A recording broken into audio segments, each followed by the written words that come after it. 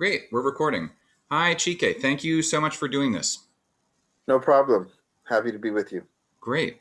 So, um, we'll talk about Du Bois's "The Conservation of Races" in a little bit, but maybe before we get to Du Bois, we could talk a little bit about you, about how you came to be interested in Du Bois, or how this essay or Du Bois's work more generally has influenced you or drawn your attention in one way or another.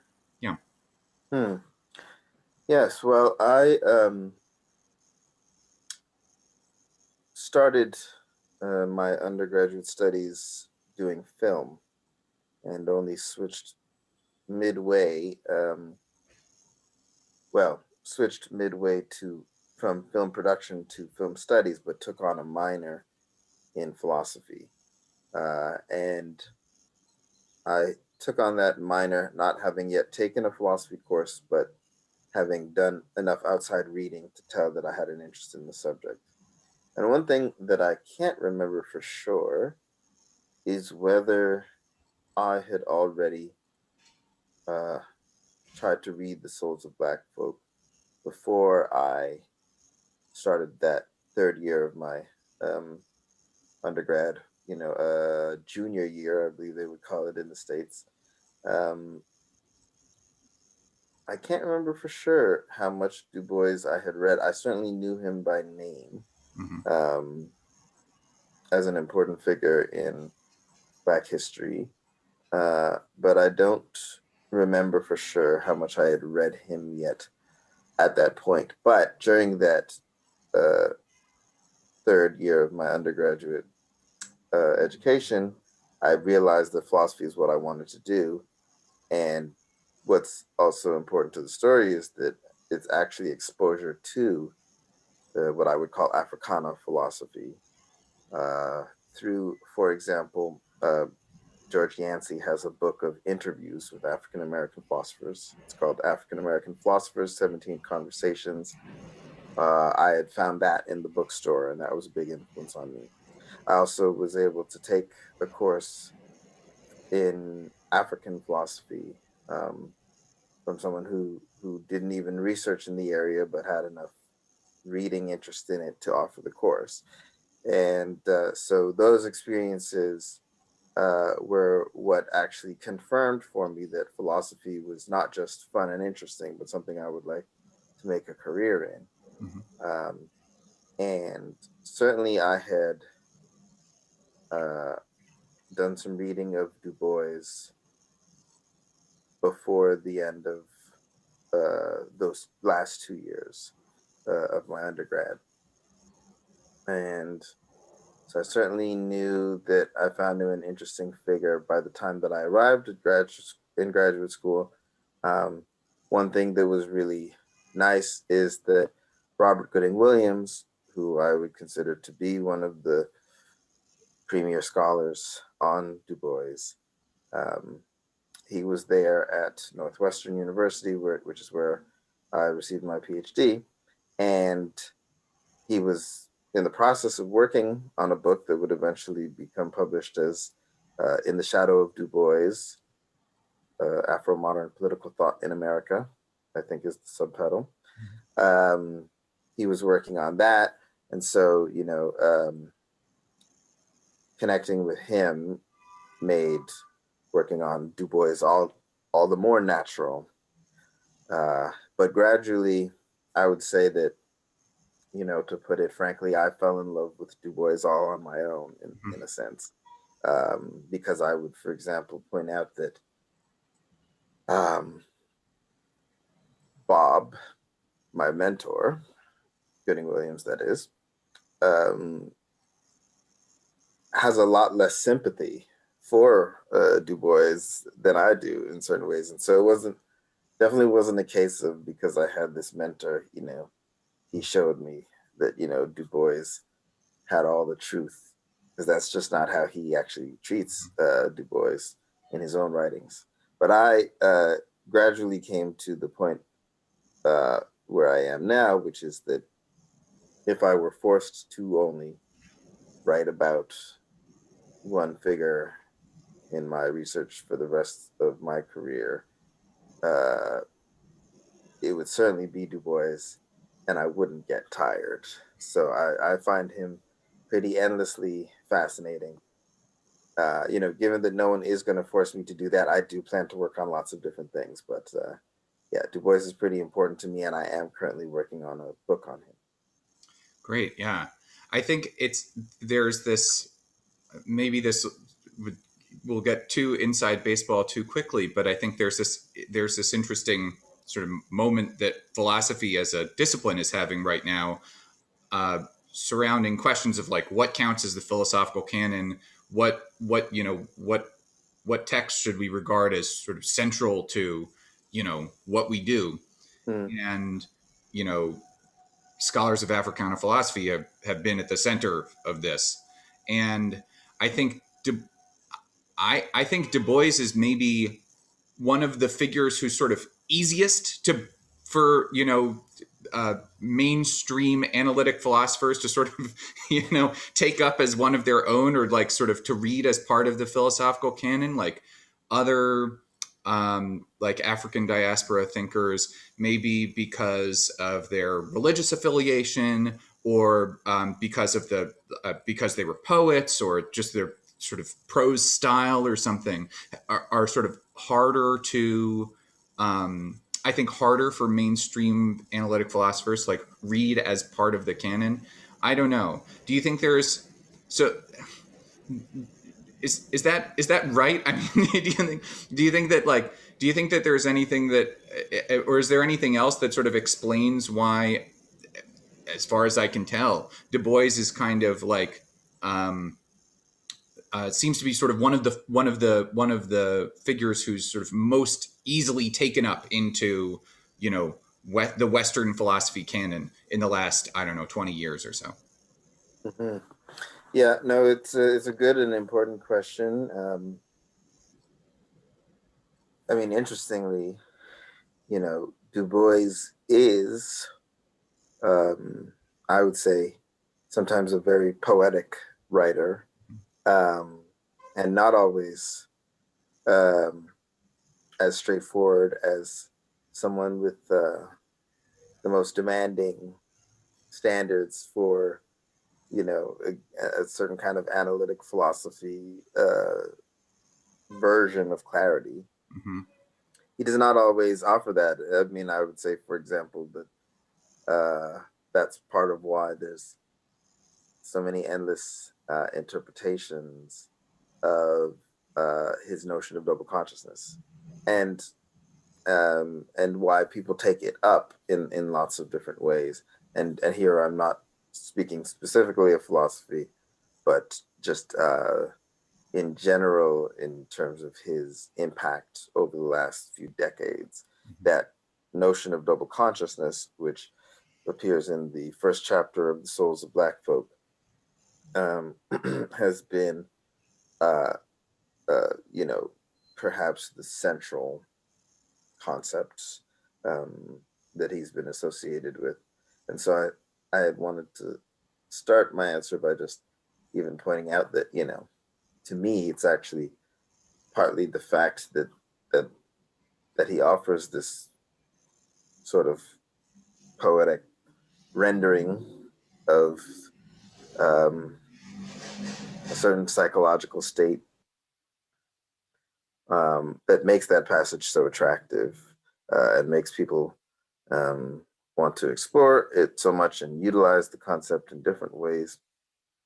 But coming now to philosophy, I mean, the first thing that I was saying about his poetic nature already suggests that I don't think the answer is, for example, as simple as something like, well, he writes like you know, he writes like philosophers would like someone to write. Not necessarily, right? So it's not that. So what is it? Well, the first thing I want to say is that I think that insofar as he has become an easy to recognize figure uh, among professional philosophers, and more specifically, to the extent that we want to focus now on his reception, in the more analytic realm, right?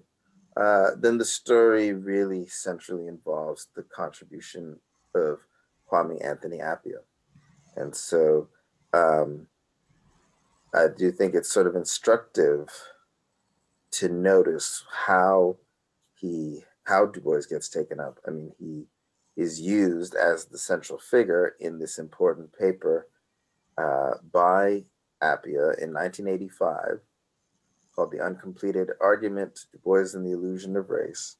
Um, and so Appiah, while poetic in his own ways, is nevertheless a trained analytic philosopher, right? And is addressing questions of meaning and existence, specifically the meaning of the word race and the existence or non-existence of races in that essay, right? Big topic, approaching it in a way that involves some deft analytic philosophical moves, right? Um,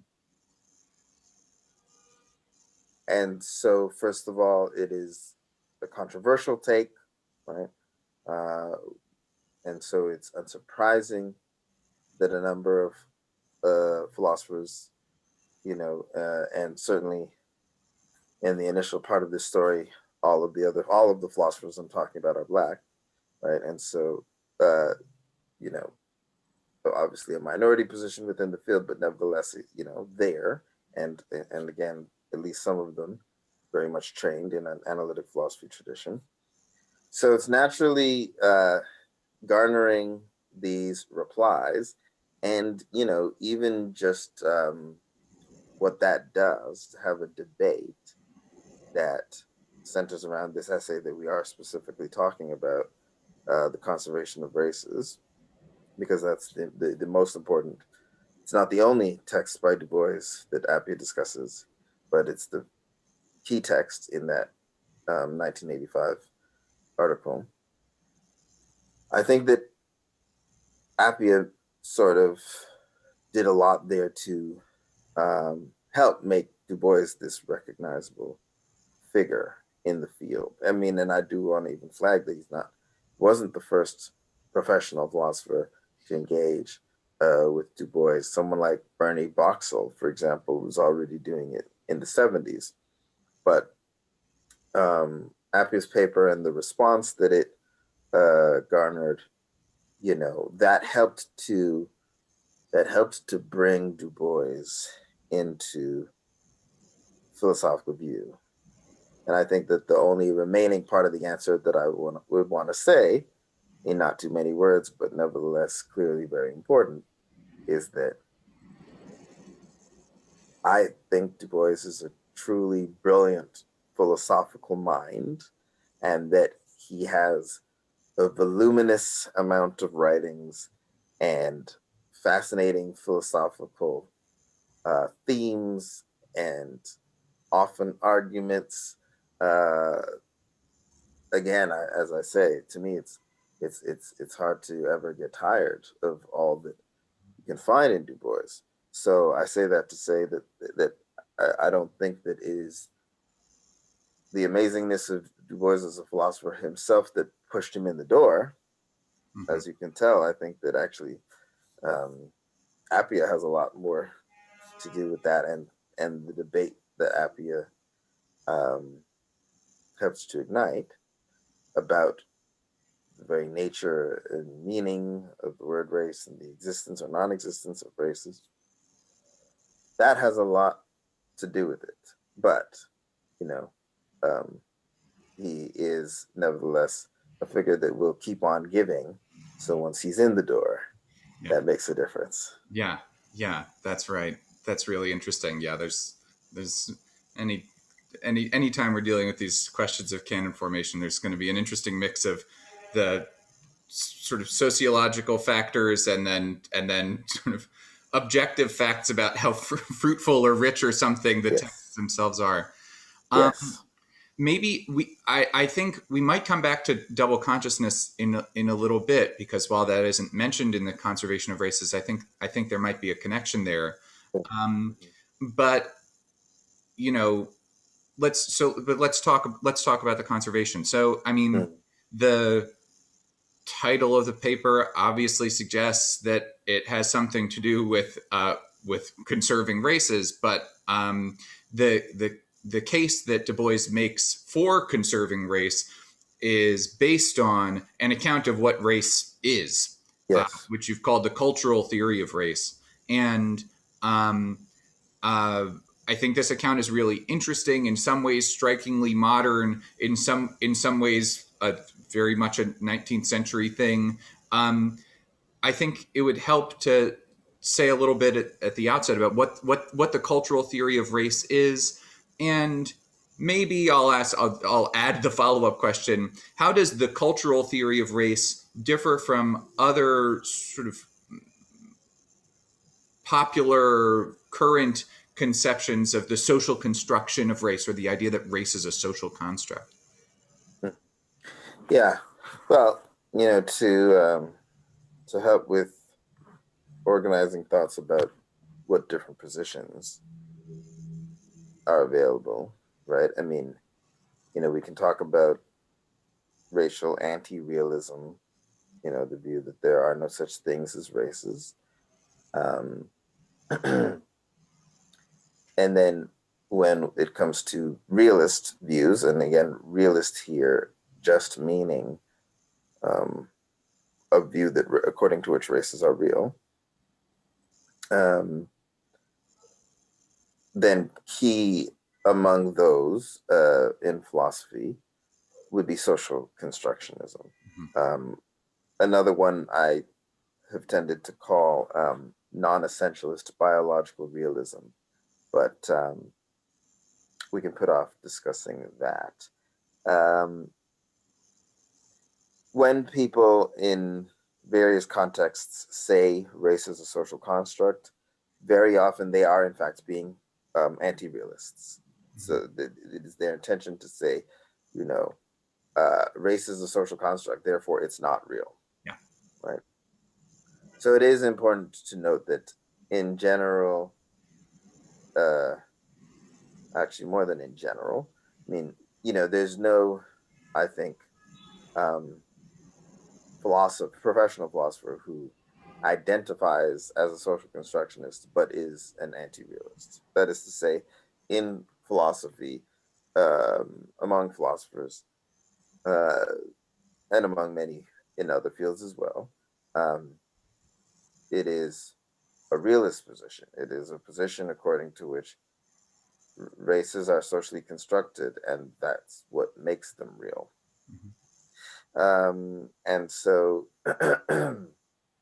it, social constructionism is opposed to the traditional uh, view that race is uh, just a natural part of uh, human nature,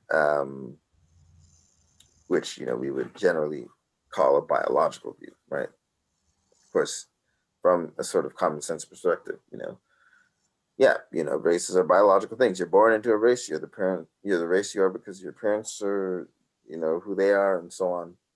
So standardly, there's the understanding of race um, as biological. Social constructionists reject that, often for reasons similar to why anti-realists reject um, the same traditional biological view, right? For reasons um, that tend to have to do with an inability to show how you could have these distinct biological, what evidence you could give of there being this sharp biological distinction, particularly if we were going to cash it out in genetics, right? Which is how we tend to understand, what we what we inherit, right? And so with the traditional type of view that you oh, you're this way because you're that race, and so inherited it. It's in the blood, right? Modern genetics doesn't do a lot to help us be able to make sense of that.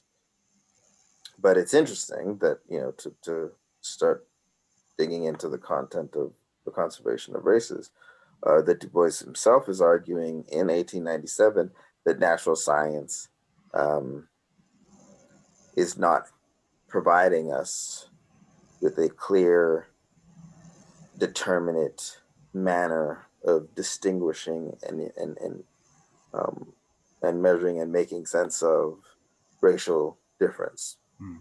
Right. So he argues that um, that you have to turn to the historian and the sociologist, right? And it's of course interesting that he's mentioning those two, uh,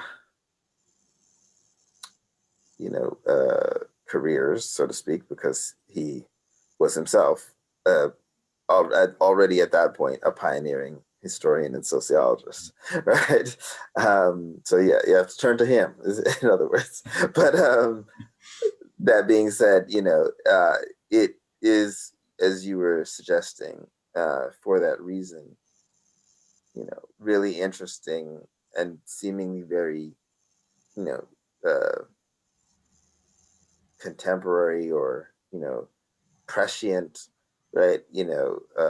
That he is defending seemingly, right? And I would say, right, a social constructionist view, back in 1897, Mm. right? When it's only in the last few decades that the idea of race as a primarily social thing has started to get some general societal currency. Um, and I will say that, many of the philosophers who were responding to Appia were defending Du Bois's success at um, outlining a socio-historical view of race, whereas Appia was arguing that ultimately he fell back on a natural biological notion of race, and thus helps to reveal that there's nothing that the concept of race can do for us, and races are not real. Right, that's the position, right, that Appia was defending, and so many were responding to that and defending Du Bois as successfully, constructing a socio-historical view. And so part of what my intervention in my work on Du Bois has been is to say, well, hold on, let's be very clear what kind of socio-historical or social constructionist view we get in the conservation of races. Because what people more often than not mean when they say that race is socially constructed, and they mean that that's what makes it real, they most often have differential relations of power Mhm. in mind as the kind of social factors that divide us into races. And so if you think, for example, of, person A says, oh, races aren't real, right? And person B reacts to that, right? To sort of say, but XYZ, right? Um, you know, Once upon a time, maybe, um, well, I won't even just say once upon a time. You could still have, person B saying things that turn out to be like very biological, right? Like what? Of course, race is real. Like, can't you see that? Like, I'm the same color as my parents, or something like that, Mhm. right? But what you often have in circumstances like that is that person B might say something like, "But you say race is not real, But your idea that it's a fiction doesn't help me when I'm being followed around in a store because I'm black, right? Um, you know, that type of way of responding, that type of way of affirming the reality of race, right?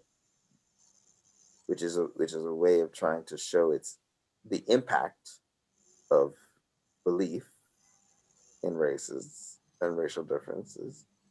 Um, it's an attempt to show the impact of that on one's daily life, and so it refers to certain social pressures that have to do with established hierarchies, right? Um, but if that is, a very normal way of um, defending the reality of race, I think to really understand what's going on in the conservation of races, you need to think about yet another version of person B, right? So person A says, races aren't real. And person B, says something like, well, you say that, but I know that the pride that I feel uh, while celebrating Black History Month, is something very real that um, I can't imagine letting go of, or something like Mm-hmm. that, right? Because the way that Du Bois um, defines race in the conservation of races um, is about uh, racial groups as differing historically and sociologically, precisely because of differing traditions. He uses the word impulses, and if we grant him that he's not talking about, something innate, right? Then impulses again is going to be, something social, right? Certain social ways of certain social shapings, are going to create certain impulses, and ideals of life, right? So by him using these types of phrases in his very definition of race, then it becomes clear that yes, it's a social constructionist view, but the way that I tend to phrase it in my work now is that specifically it's a cultural constructionist Mm-hmm. view of race. Yeah. And I like that. I like the thought that, some social constructionists who are realists, who are trying to come up with some non-biological but still realist account of race, are um, trying to find a concept of race that can explain racism, that can explain oppression, yeah, being harassed by the police, or followed around the supermarket or whatever. Yeah. um, but there are other sort of broadly racial phenomena that you might want to say, okay, this is what I like, sort of centrally want the concept of race to explain. And for Du Bois, those phenomena, at least in this essay, are sort of like, yeah, things you can be proud of, things that accomplishments, um, uh, uh, yeah, gifts for the world, things you'd want to share with other people, um, and um, and that just sort of I don't know, just sort of emotionally or something, you're just setting aside the arguments. Mm, There's just something sort of appealing about that. um yes. um I guess. And that said, so he puts this. Well, actually, before we get to the view of conservation and what that looks like, and the sort of specific sort of political agenda that he recommends for achieving the goal of conservation. Um, um, maybe we should talk a little bit critically about the theory itself. So, um, partly it's motivated by this sort of capsule history of human social organization. Like, we started out as nomads, and we organized into cities, and we specialized, and sort of city specialization turned into national specialization, turned into racial specialization. And so there's some kind of something approximating a sort of racial division of labor, or not Yes. division of labor, but division of specialization, where each race is something like an experiment in an ideal of life. It's something like an Yes. experiment in some in yeah pursuing some conception of the good life or form of social organization. I Mhm. mean, um, you know, we, we could we could talk. We could ask whether that history is correct, just empirically. But I guess we could also, I think for me at least, the first criticism that comes to mind is like that it seems to flatten out intra-racial difference, that it seems to play up racial homogeneity to an unrealistic extent. So like if an ideal of life is a conception of like what a good life is, well, there are a lot of black people, and they don't all share the same conception of the good life. Mm. There is not plausibly a single ideal of life shared by, you know, every black person in the northeastern United States, in Canada, in Senegal, in the Caribbean, etc. So, is I mean, is that is I guess one way of asking the question, I guess, is like, is that criticism correct, or is there a way of sort of articulating or defending the view that is Du Bois really flattening out sort of intra-racial difference in the way I've suggested? And if he is there a sort of way of tweaking the view or elaborating on the view that would um, strengthen it against this criticism, that wouldn't be subject to that criticism? Yes. Um, I think that yes and yes. If I'm remembering Yeah, the sure. Sorry questions. for the compound question. Yeah. Oh, no problem. The so is there some flattening of difference going on? Yes. Um, One thing that's sort of odd though, right, is you might think, well, so he's grouping all black people together and suggesting that they maybe have these shared ideals, and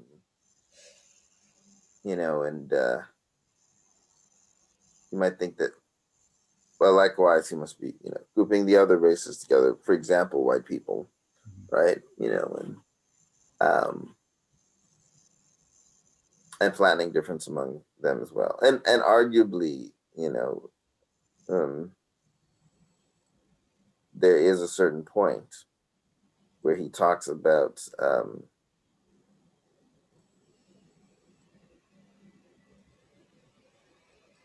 mm, actually, let me be careful here. So, what would be misleading or incorrect about saying that he flattens differences for races generally um, is that he says that from the limited point of view of natural science, there's maybe three races, like white, yellow, black, or white, black, yellow, or something like that. Hmm. Right, which he affirms that that's a very limited perspective. And so, as he then offers his own intentionally socio-historical view of race, he in fact does not distinguish among those a white race. Um, he talks about uh, you know the the Germans or the Teutons. He talks about the what he calls the Romance nations, um, the English for him. uh, is a race. Um, Slavs. Um, yeah. So I mean, and I may be missing some, but so there's first of all the that interesting wrinkle to what it means to see him as finding out when he sort of doesn't actually even give us such a thing as um, a white race. And then it's interesting to note what he says when he talks about the ideals of life contributed by some of these European racial groups. Right? He talks about the English standing for commercial and constitutional liberty. Um, the Romance nations, I think, art and literature. Um, Germans, I think it's science and philosophy, Mm-hmm. right? So one of the things, if we're really trying to take Du Bois um, uh, as seriously as we can, and trying to have a really charitable sort of conversation with him at that point, right? You got to ask yourself, so is it flattening difference, right, to talk about those European peoples in those ways, Mm-hmm. or um, while acknowledging, for example, that there's differences between the French and the Spanish, to say nothing of the regions within France and Spain. Nevertheless, you know, certain ways in which, from like the Spanish golden age of drama to, Moliere to, so like you might start then pointing to the certain ways in which, you know, the Romance languages have uh, been celebrated within a broad sense of the history of European culture, um, as heavy contributors to art and literature, something like that, right? Um, I mean, you might start thinking about, ways in which the Germans pioneered certain academic disciplines in the 19th century, in terms of him talking about the Germans with science and philosophy. Mm-hmm. Right. So I'm just giving examples of how we might take him, more seriously in this way. Now, granted, doing that, does then push us back to the question, right? Aren't things even worse than they appeared? So it already seemed like you were flattening difference, but isn't the fact that you're distinguishing, right, these different white groups, doesn't that make it all the crazier that you're lumping all black people together? Is a thought that one might have, and I think it's important that he is aware that he is pulling together a very diverse group. I think, um, if I remember correctly, he sort of acknowledges it to be in some ways the most widely dispersed of all the groups that he's grouping together. Um, and then so the question becomes, you know, well, what could make sense of that for us? And you asked about ways in which um, one might build upon his view, or tweak the view in relation to the worries that you brought up, right? And so, in my own case, right, I suggest that the idea of the black race as we know it, um, the beginning of something that we can call the black race as we know it, right, is, you know, as political constructionists, that is, those who focus on races involving these hierarchies, these differential relations of powers, differential relations of power, sort of as they are most often apt to suggest, right? It is, the interfering force of European imperialism, the slave trade, um, colonization. These are the features of the world that help to make it make sense to say that there is something that we could call socially real. That is the black race. That being said, part of my argument is that um, once these social categories are inhabited by real people, immediately, right, there is this important cultural dimension. So you to jump back into the text for a moment, right? You mentioned his little history of humanity, right? And if we want to be really nice to him, we can say things like, well, you said we all used to be nomads, and that kind of fits a bit with, what we think about how, hunter gatherer societies is all that there was for quite a bit. Yeah, there's not that much that you can say to empirically shore up his little history of humanity to me beyond that. I mean, like, yeah, I mean, there there are ways in which the story, as he tells it, lacks details of chronology and geography that to me make it almost like you don't even get to just say it's wrong. You almost don't have enough to go on to Yeah. say how and why it could be wrong, right?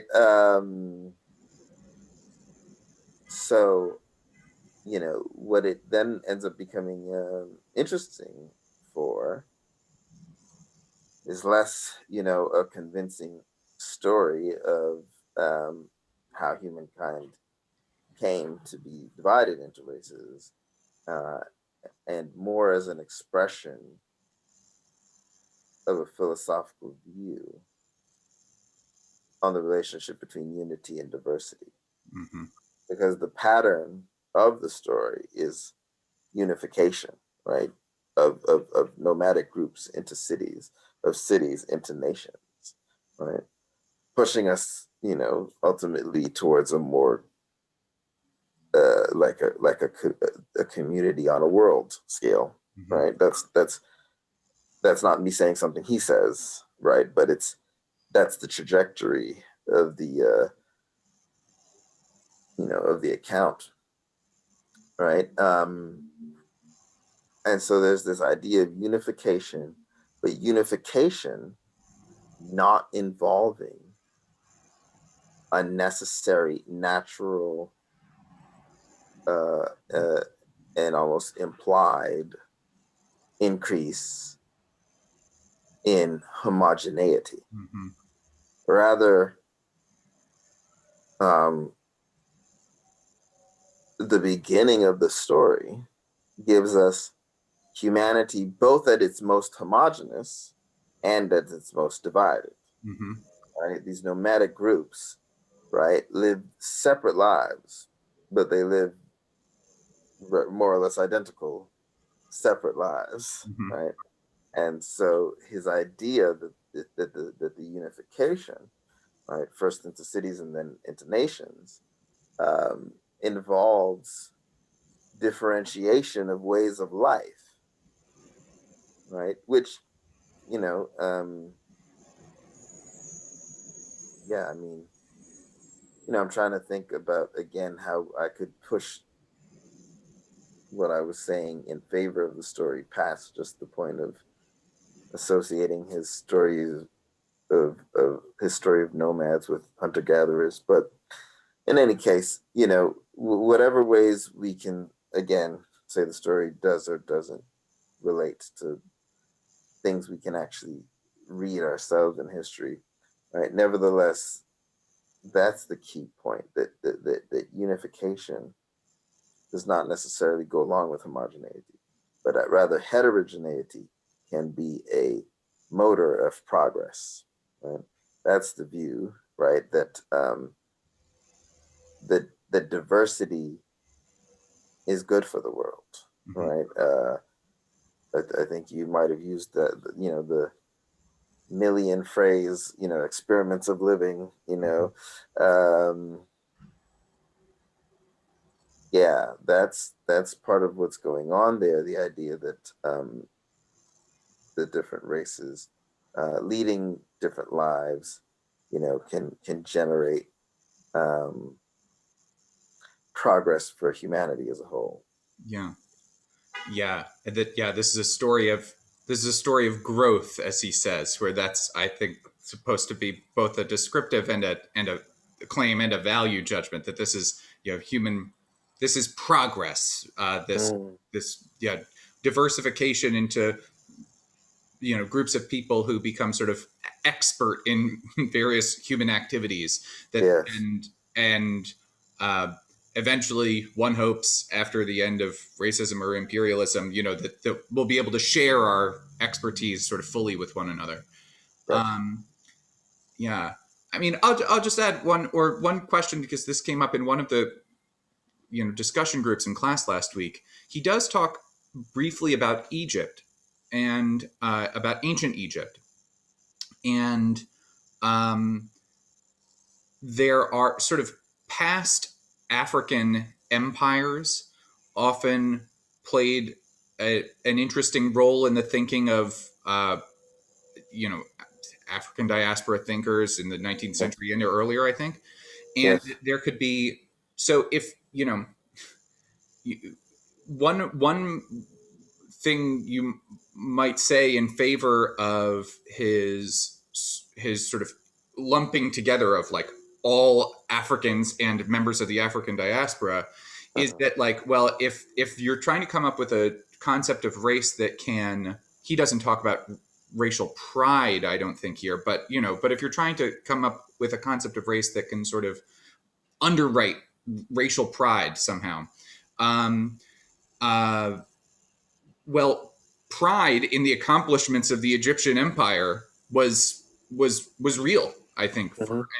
I think for some people still is Oh, real. yes. And you can Definitely. say the same thing about the Khan Empire or the Ethiopian Empire, various other African empires of the past. And Mm, so, maybe one thing that's going on there is that you have to have if you're if sort of what constitutes, or one ingredient in sort of black pride is pride in Egypt, um, well, then you're going to have to sort of understand blackness comprehensively enough so that you know the ancient Egyptians were black. yeah. Um, so I don't know. I was speculating sort of off the top of my head in one of the conversations that might be what's going on there, but you know. Um, I think you mentioned, um, that there would have been, even before him, people who would have mentioned ancient Egypt as an important sort of antecedent in relation to, you know, let's just for current purposes speak of like African American thinkers. Yeah. Right?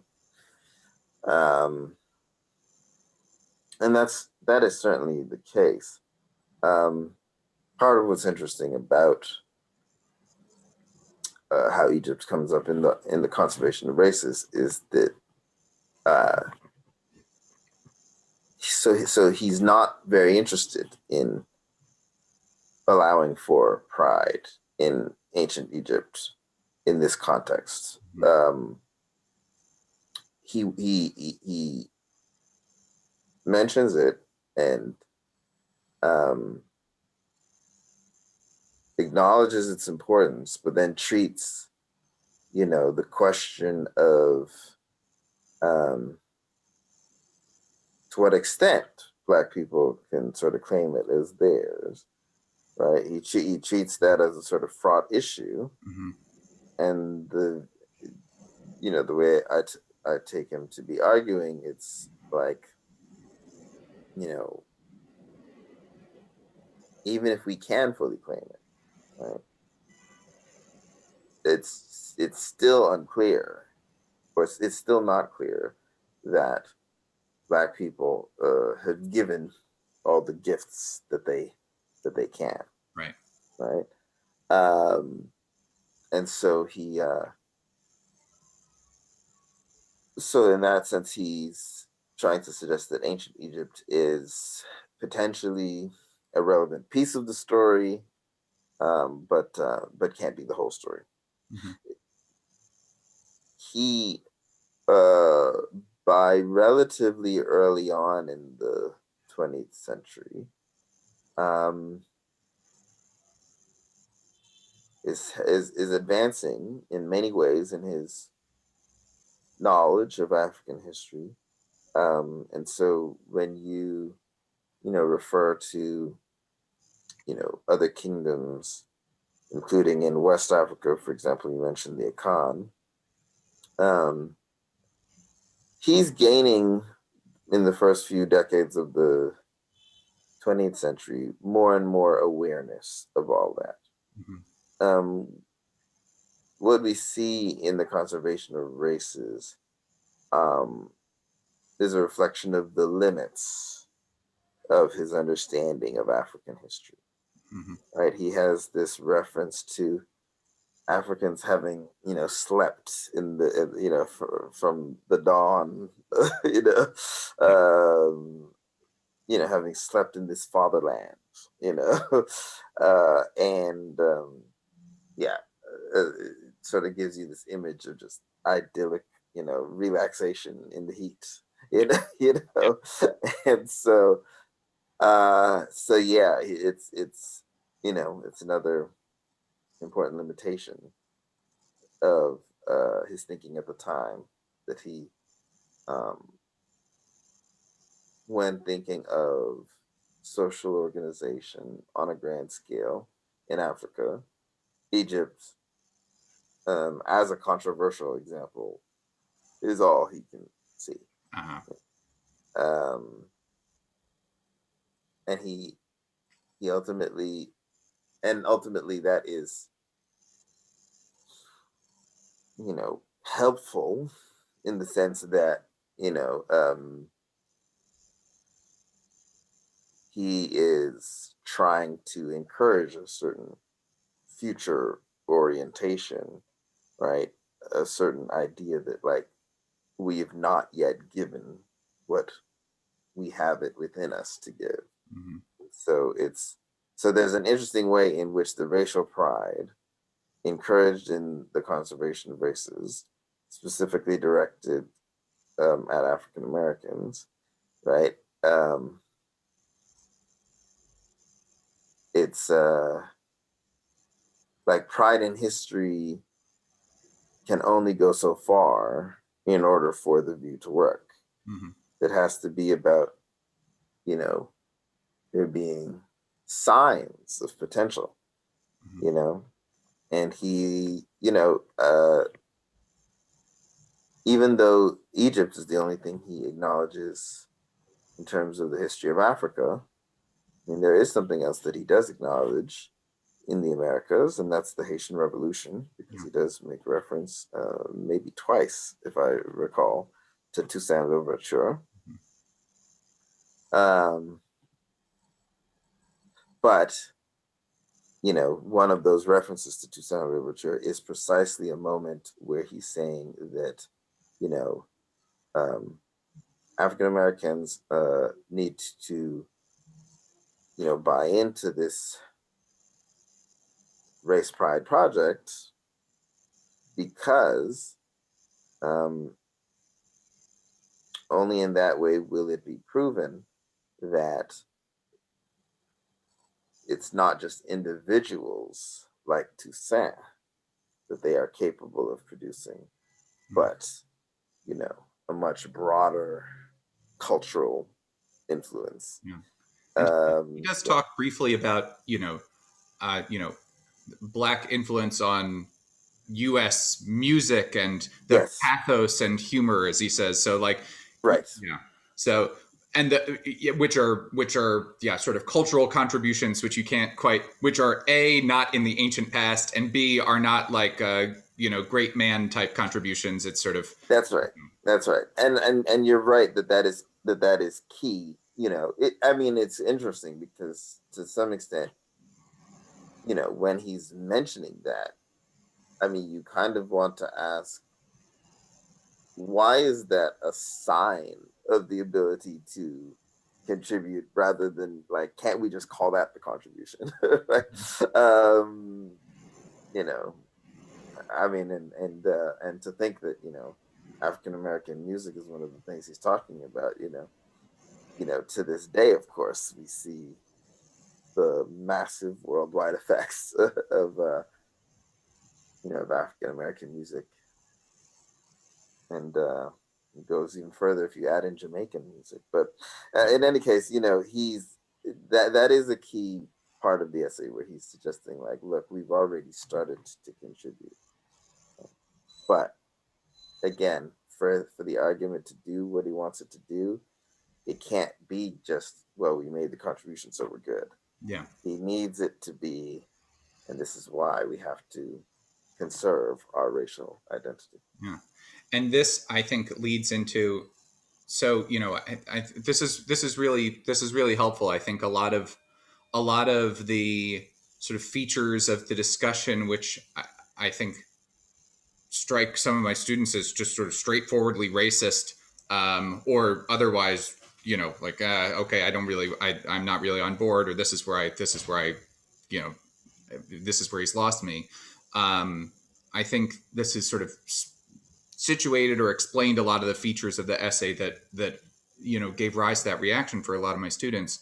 I think another feature of the essay that gave rise to that reaction is this sort of the relatively specific political agenda that he recommends as how to conserve blackness.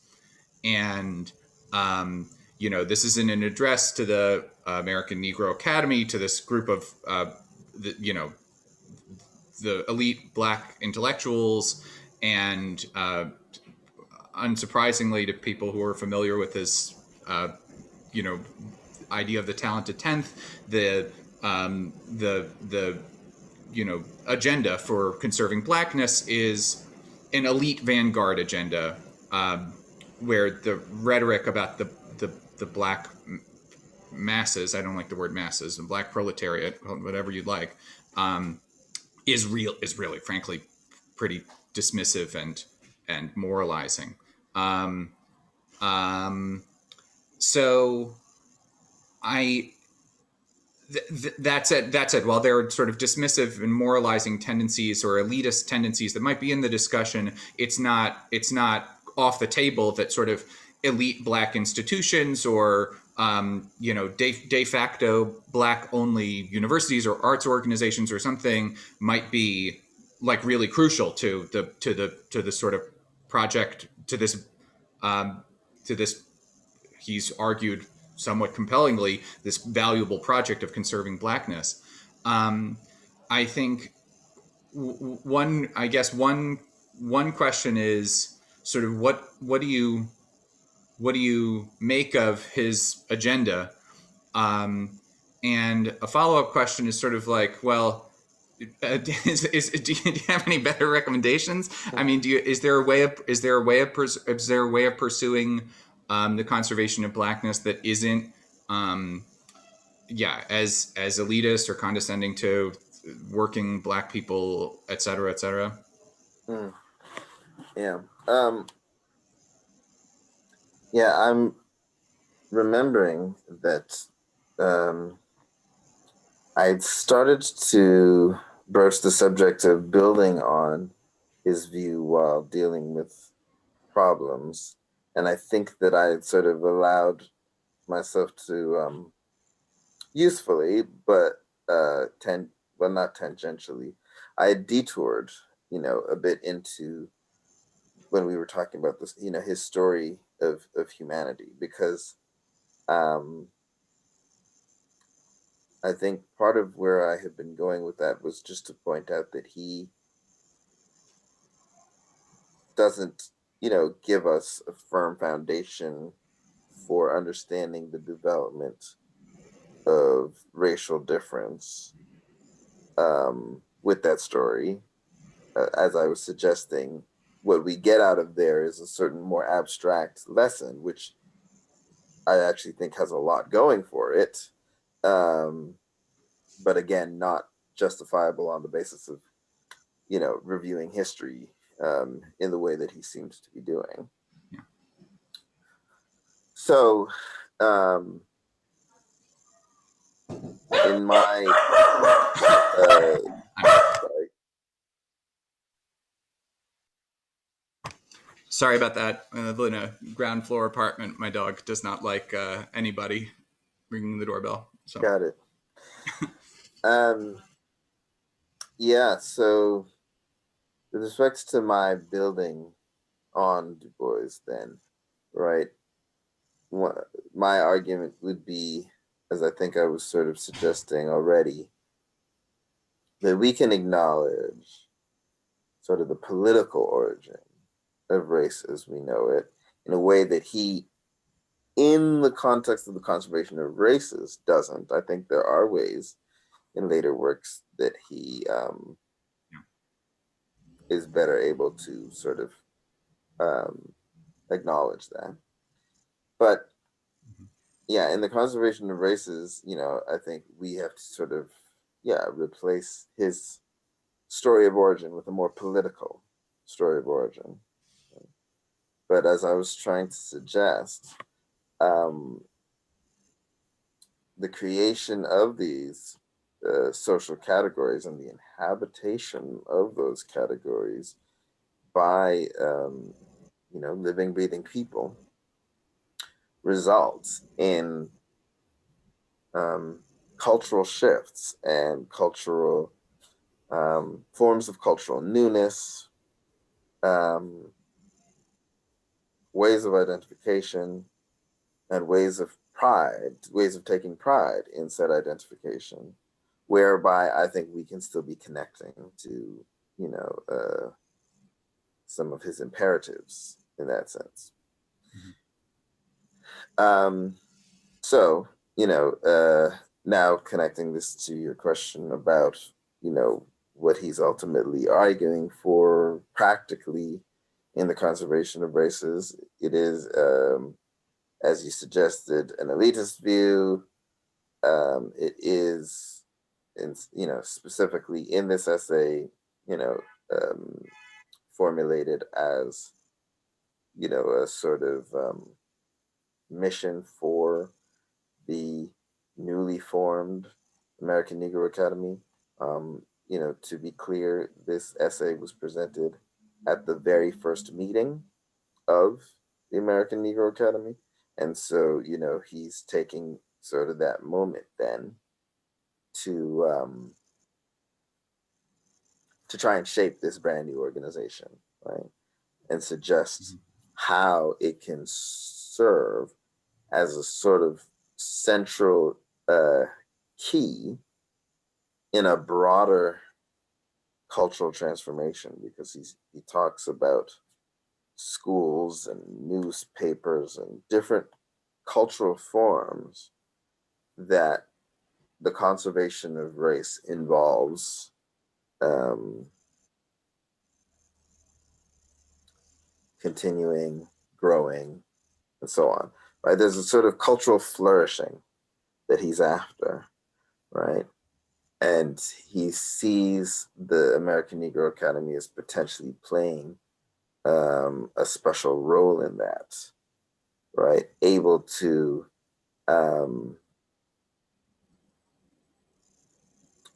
you know, demand the highest quality of Black people. Um, I think he calls it something like an intellectual clearinghouse.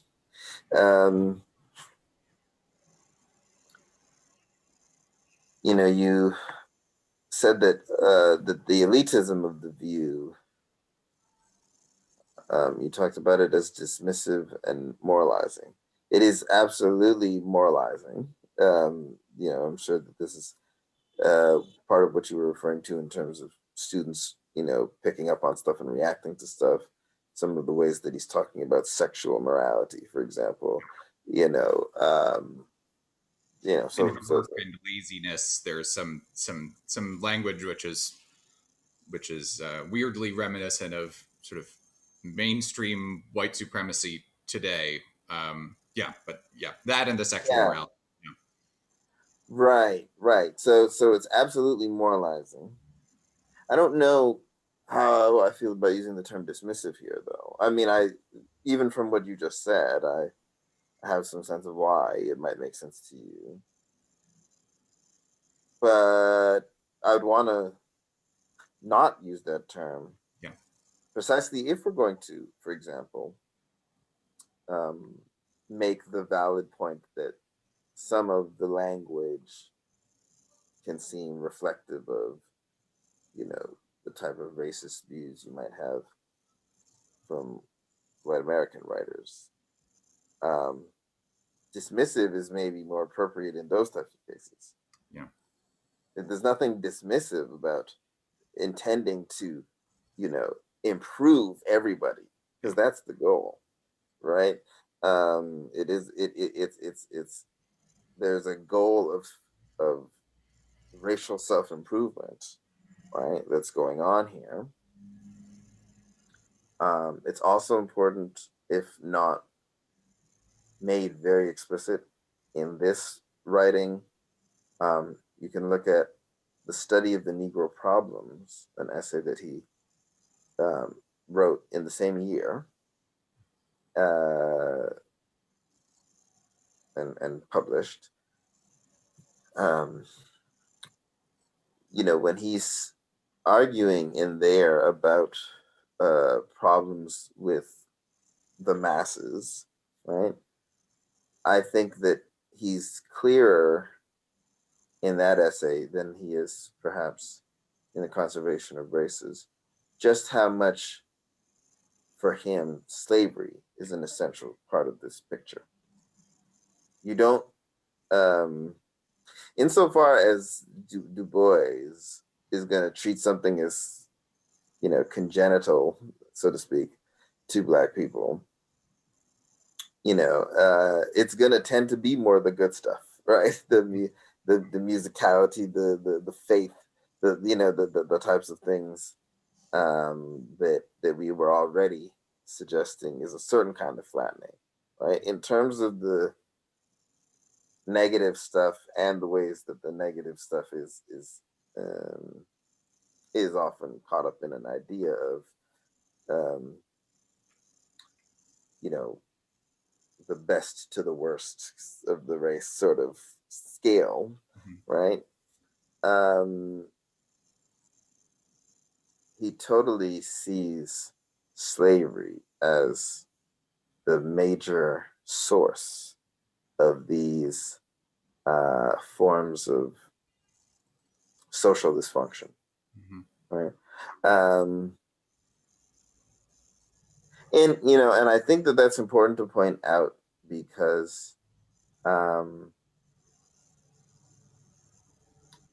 if we are going to see ourselves as resisting him, as wanting to sort of step away from what we find distasteful in some of the elite moralizing, as we might call it, right? Then we can already know that um, I mean, we're already dealing with someone who understands these as social problems that were socially generated. mhm, Yeah. So, so how we respond is going to involve, first of all, the question of, you know, what actually counts as a problem, right? Because uh, to talk about sexual morality is going to press that question, right? But um, if we're going to grant that there are problems of some sort, right? Then he's already gonna we're already gonna be on, I think, certain shared ground in terms of understanding them as social problems, right? And yeah, and we can reinterpret, you know, re-diagnose, um, and you know, differently express, because you know, it's absolutely the case that the nicest reading of what he intends is still going to leave true that some of the ways that he express it, will to our ears sound gratingly, elitist, moralizing, looking down upon, and so on, Yeah. right? And so yeah, in terms of how we can do things better. Well, first of all, in engaging that essay, again, as we've said, there's a specific organization that was just beginning that he was having big dreams for, and it did not, you know, it did not live up to those dreams. It did not become as important an organization as he hoped it would be. When he wrote the Conservation of Races. Um, Actually, for those who are interested in that question, there's an episode of a podcast that I co-author, The History of Africana Philosophy, an episode on the American Negro Academy. Hmm. So one can uh, People find out a check bit it out. more It's about the amazing. It's a great organization. podcast too. Thank you. Mm. Um, so yeah, so it's like, if we're thinking like, well, what are we gonna say instead of Du Bois, right? Um, about what to do, right? I mean, well, first of all, we're not going to build the account around the American Negro Academy, right? So that'll be, I mean, that's obviously a simple and rather obvious difference. But, you know, um, I do think it's important to note that, different people are going to have different things to say about what is the um, significance and even permissibility um, of racial solidarity and racial pride, Hmm. right? Um, I've already been suggesting, that I think that um, Du Bois is pointing us in the right direction in terms of encouraging those things, right? And that we can understand the role of racial solidarity and pride um, in the present day, in a manner that draws on him while,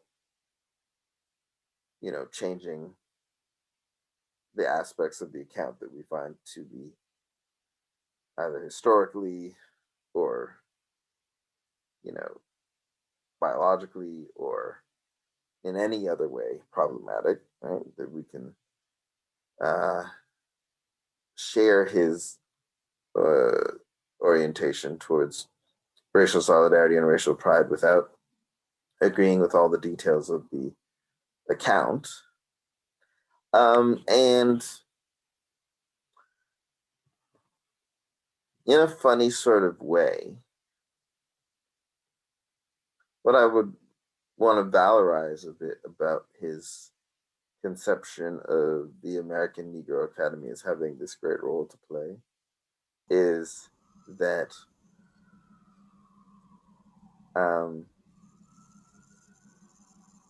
I think that what he is pointing toward in the final bits of the essay, in the bits where he's talking about the potential of the American Negro Academy, I think he's pointing towards the idea of a not just a flourishing culture, but a flourishing public sphere, right?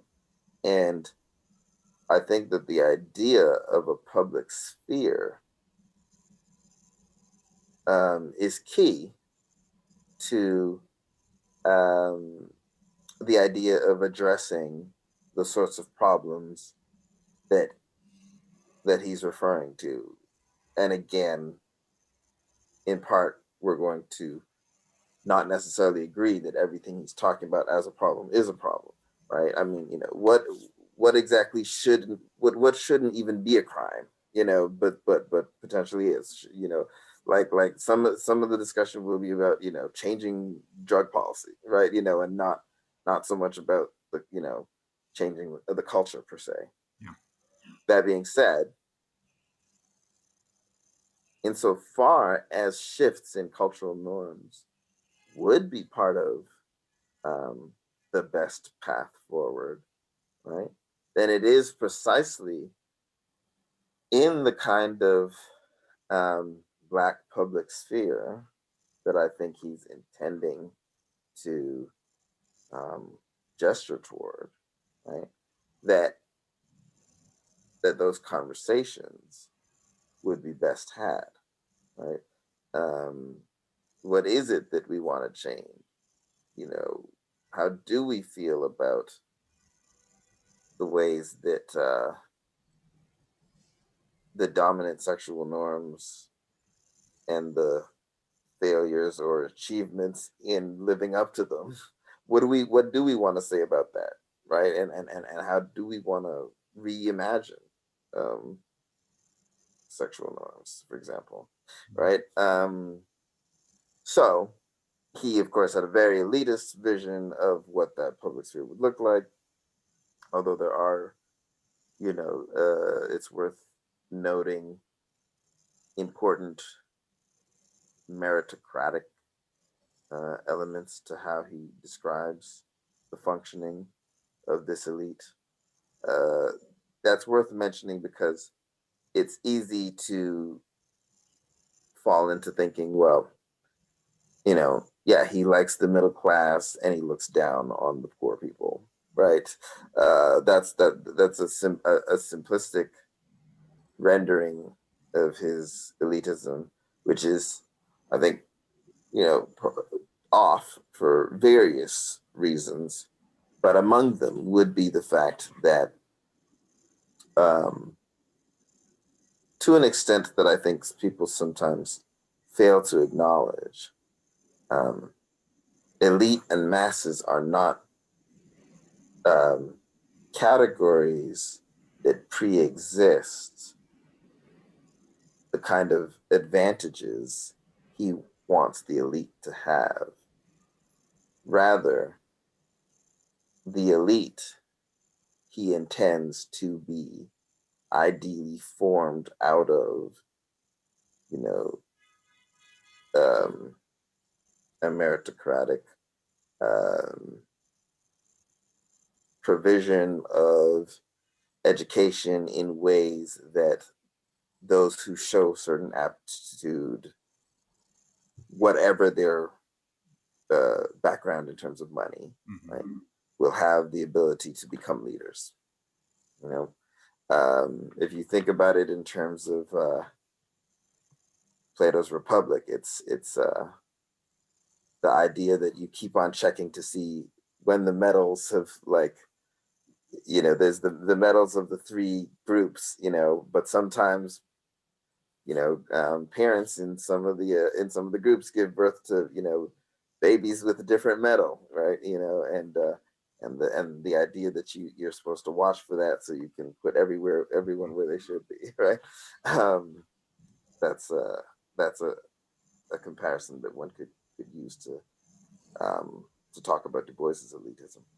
Yeah, I like that. I like the idea of of a black public sphere in this connection because it seems like the sort of primarily sort of like institutional approach that he takes. So yeah, it's cultivating the American Negro Academy, black schools, black arts organizations, and so on. That obviously those sorts of institutions have a role to Mm, play in creating yes, something that you might call a public sphere, but right. so does I mean, in 2021, so does like people talking on Facebook or Twitter or whatever. Absolutely. So like it's That's it's true. a top down thing. Public spheres are things created by top down interventions and things created by bottom up interventions, Yes. and you don't, and they sort of, public spheres are sort of overlap with one another in various ways. Absolutely. Um, uh, and uh, and yet they manage to exist somehow or other. And For so sure. I think that's a helpful way of thinking about exactly what needs to be cultivated in order to conserve what he's trying to conserve. Yes. Yeah. This is great, but we've been talking for a little while, so I shouldn't keep you anymore. Thank you so much. This was an absolute pleasure. Well, it was fun to chat about Du Bois. I always find it fun to chat about Du Bois. So thank you for having me. Yeah. Okay. Bye. Bye.